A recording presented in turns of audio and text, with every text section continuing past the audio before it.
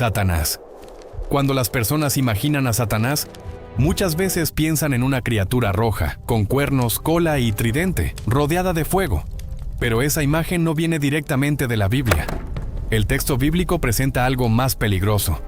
No un monstruo que asusta por su apariencia, sino un enemigo que destruye por medio de la mentira. Dios te ha abandonado. Mira tu sufrimiento.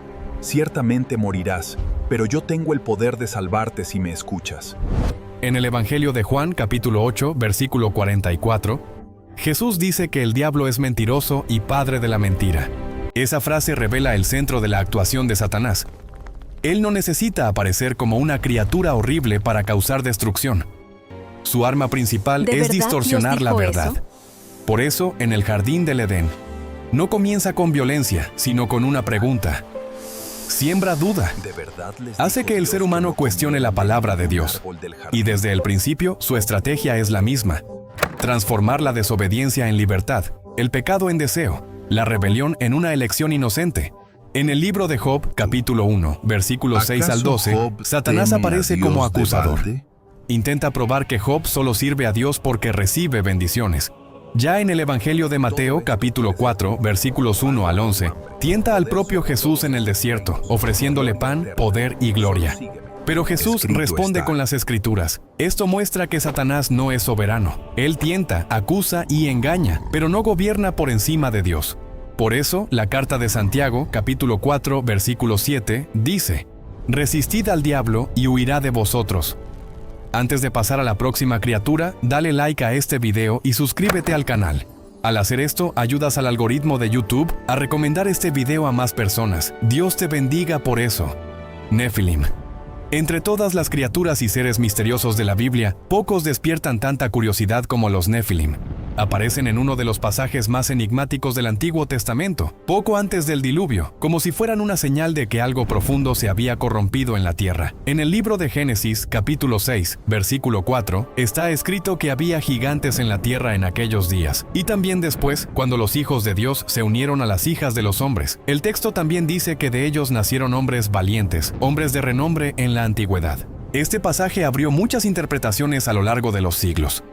Algunos entienden que los Nefilim eran gigantes literales, seres de tamaño extraordinario. Otros creen que eran guerreros violentos, reyes antiguos u hombres poderosos que dominaron por la fuerza. También hay quienes relacionan este pasaje con una rebelión espiritual, que involucraba a seres celestiales que sobrepasaron los límites establecidos por Dios.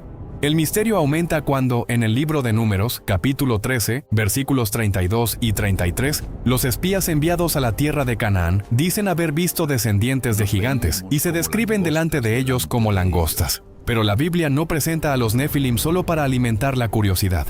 Aparecen en un contexto de corrupción, violencia y orgullo humano. Poco después, el mundo avanza hacia el juicio del diluvio. Por eso, los Nefilim representan más que tamaño físico. Simbolizan una humanidad que se volvió poderosa, famosa y temida, pero profundamente alejada de Dios. Behemoth, una de las criaturas más difíciles de explicar. Aparece en el libro de Job, cuando Dios responde a Job mostrando que existen fuerzas en la creación que el ser humano no puede dominar. En el libro de Job, capítulo 40, versículo 15, Dios dice: «Contempla ahora al Behemoth, que yo hice contigo. Él come hierba como el buey». La primera imagen parece pacífica. Una criatura enorme, herbívora, alimentándose de plantas. Pero pronto la descripción cambia de tono. En el libro de Job, capítulo 40, versículo 16, está escrito que su fuerza está en sus lomos, y su poder en los músculos de su vientre. Es decir, el Behemoth no es presentado como una fiera cazando hombres. Es aterrador precisamente porque parece tranquilo, pero lleva una fuerza aplastante dentro de sí. En el libro de Job, capítulo 40, versículo 17, su cola es comparada con un cedro. Esta imagen hizo que muchos se preguntaran, ¿qué animal sería ese? ¿Un hipopótamo? ¿Un elefante? ¿Alguna criatura antigua desconocida? La Biblia no da una respuesta definitiva, pero ese es el punto. El Behemoth muestra que la creación de Dios es más grande que la comprensión humana. Job quería respuestas para su dolor, pero Dios le muestra un mundo inmenso, misterioso e incontrolable. Ante el Behemoth, el hombre percibe que no todo fue hecho para caber en sus manos. Leviatán. Si el Behemoth revela la fuerza colosal de la tierra, el Leviatán revela el terror de las aguas profundas. En la Biblia, el mar muchas veces aparece como símbolo de misterio, peligro y caos. Es el lugar que el hombre no controla, donde la profundidad esconde aquello que los ojos no logran ver. Y es en ese escenario donde surge el Leviatán. En el libro de Job, capítulo 41, versículo 1, Dios pregunta: ¿podrás sacar con anzuelo al Leviatán o sujetar su lengua con una cuerda? La pregunta es casi irónica. Como si Dios dijera: Job, ¿crees que entiendes el mundo? Entonces intenta dominar aquello que ni los hombres más fuertes logran enfrentar. El Leviatán no es descrito como una criatura común. En el libro de Job, capítulo 41, versículo 14, el texto habla de sus dientes terribles. Y más adelante, en el mismo capítulo, su presencia es tan intensa que las aguas parecen hervir a su alrededor. Algunos creen que el Leviatán puede representar un cocodrilo, una gran criatura marina o un animal antiguo desconocido. Otros entienden que es una imagen simbólica del caos, una fuerza monstruosa que amenaza el orden de la creación. Pero el mensaje central es claro: el hombre no domina al Leviatán. En el libro de Isaías, capítulo 27, versículo 1, el Leviatán aparece como la serpiente veloz, la serpiente tortuosa, el dragón que está en el mar. Y allí la promesa es que el Señor lo castigará con su espada fuerte, es decir, aquello que aterroriza a los hombres no aterroriza a Dios. El Leviatán puede representar el caos, el miedo, el abismo y todo aquello que parece imposible de vencer. Pero ante el Creador, incluso el monstruo de las profundidades tiene límite. Rahab. Después del Leviatán, la Biblia presenta otro nombre relacionado con el caos de las aguas: Rahab. Pero aquí hay que tener cuidado. Esta Rahab no es la mujer de Jericó que ayudó a los espías de Israel. Aquí Rahab aparece como una fuerza simbólica, asociada al orgullo, al mar embravecido y a los poderes que se levantan contra Dios. En el libro de Job, capítulo 26, versículo 12, está escrito que Dios, con su poder, dividió el mar y con su entendimiento hirió a Rahab. La imagen es poderosa. No vemos un cuerpo, no vemos dientes, no vemos escamas. A diferencia del Leviatán, Rahab casi no recibe descripción física. Aparece como una presencia amenazante, como una fuerza demasiado grande para ser explicada. Y tal vez eso sea lo que la hace tan inquietante.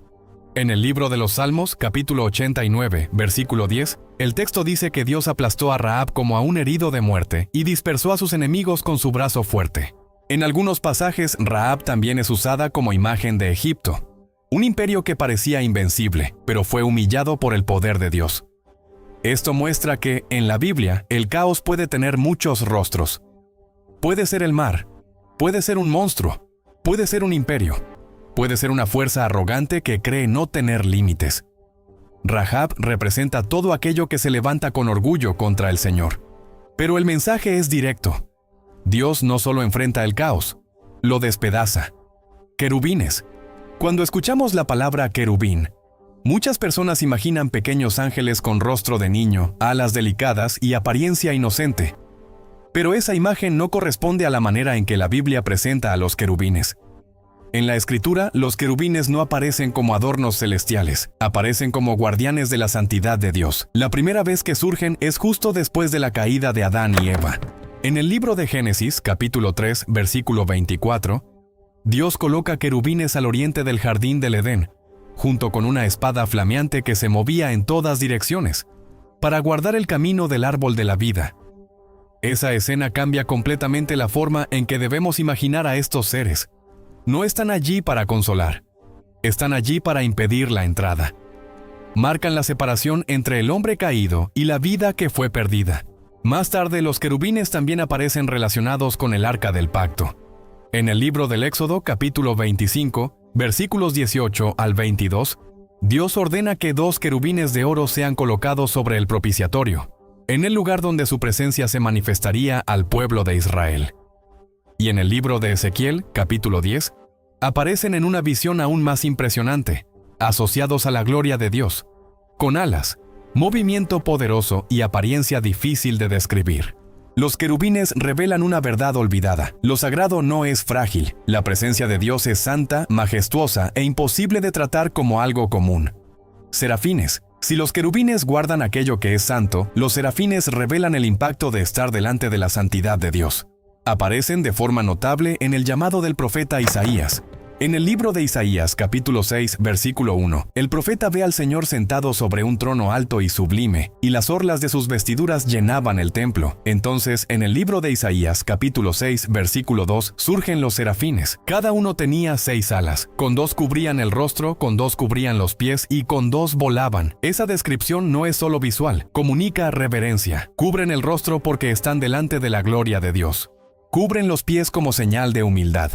Y vuelan porque están listos para servir. Aun siendo seres celestiales, ardientes y poderosos, no actúan con orgullo delante del Señor. En el libro de Isaías, capítulo 6, versículo 3, claman unos a otros: Santo, Santo, Santo es el Señor de los ejércitos. Toda la tierra está llena de su gloria. Esa repetición no es exageración, es intensidad. Es como si el lenguaje humano no lograra expresar la santidad divina con una sola palabra. Y entonces algo sucede. Los cimientos de las puertas se mueven, el templo se llena de humo, e Isaías percibe su propia impureza. Los serafines muestran que el mayor asombro de la Biblia no está en los monstruos del mar, ni en los gigantes antiguos, sino en la presencia del Dios Santo delante de quien incluso los seres celestiales se cubren. Apolión. Después de los gigantes antiguos, de los monstruos del caos y de los seres celestiales delante del trono, la Biblia nos lleva a una de las imágenes más sombrías del Apocalipsis, el abismo. En el libro del Apocalipsis, capítulo 9, versículo 1, una estrella cae del cielo sobre la tierra y recibe la llave del pozo del abismo. Cuando ese pozo es abierto, sube humo como el humo de un gran horno, y el sol y el aire se oscurecen. La escena ya parece aterradora. Pero lo que sale de allí es aún más perturbador. En el libro del Apocalipsis, capítulo 9, versículos 3 al 10, aparecen criaturas semejantes a langostas, pero no son langostas comunes. Reciben poder para atormentar a los hombres. Son descritas con apariencia de guerra, coronas, rostros semejantes a los de los hombres, cabellos como de mujeres, dientes como de leones y colas como escorpiones. Y entonces llega el detalle más importante. En el libro del Apocalipsis, capítulo 9, versículo 11, el texto dice que tenían sobre ellas un rey, el ángel del abismo. En hebreo su nombre es Abadón, en griego Apolión. Ambos cargan la idea de destrucción. Apolión no aparece como una criatura suelta, sin dirección. Es presentado como comandante, un rey sobre fuerzas de tormento y juicio. Pero incluso esta figura aterradora no actúa fuera de los límites permitidos por Dios. El Apocalipsis muestra el caos, pero también muestra que el juicio tiene tiempo, medida y frontera. Apolión es llamado destructor, pero no es el señor de la historia. El abismo se abre, las tinieblas se extienden, el terror aparece, pero Dios continúa en el trono. Gog. No todo ser aterrador de la Biblia aparece con escamas, alas, dientes o forma sobrenatural. A veces el terror bíblico tiene rostro humano, corona en la cabeza y un ejército detrás de sí. Ese es el caso de Gog. En el libro de Ezequiel capítulo 38, versículo 2, Dios manda al profeta volver el rostro contra Gog, de la tierra de Magog, príncipe de Ros, Mesec y Tubal. Gog aparece como un líder poderoso, que viene con muchos pueblos, caballos, soldados y armas. No surge como una criatura del mar, ni como un ser del abismo, sino como una amenaza organizada, militar y arrogante.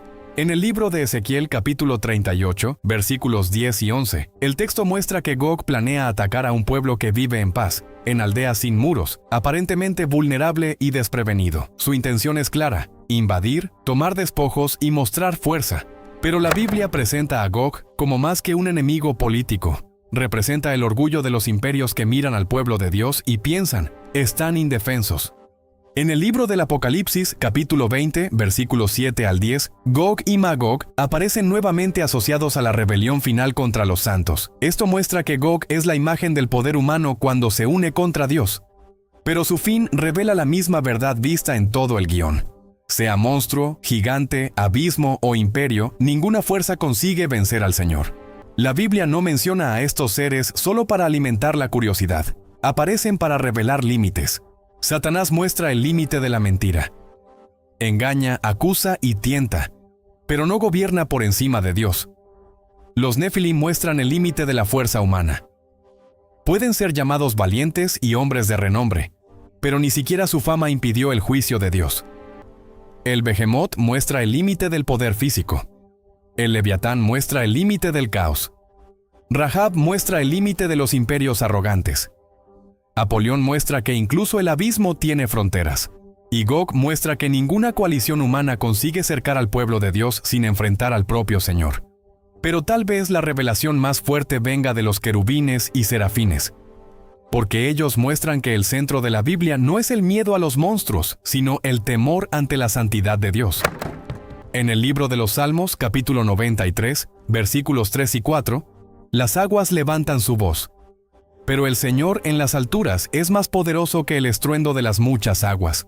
Y en la carta a los Romanos, capítulo 16, versículo 20, está escrito que el Dios de paz aplastará a Satanás debajo de nuestros pies. Ese es el mensaje final. Todo aquello que parece demasiado grande para el hombre continúa siendo pequeño delante de Dios. El caos ruge, los imperios se levantan, el abismo se abre, pero el Señor permanece en el trono.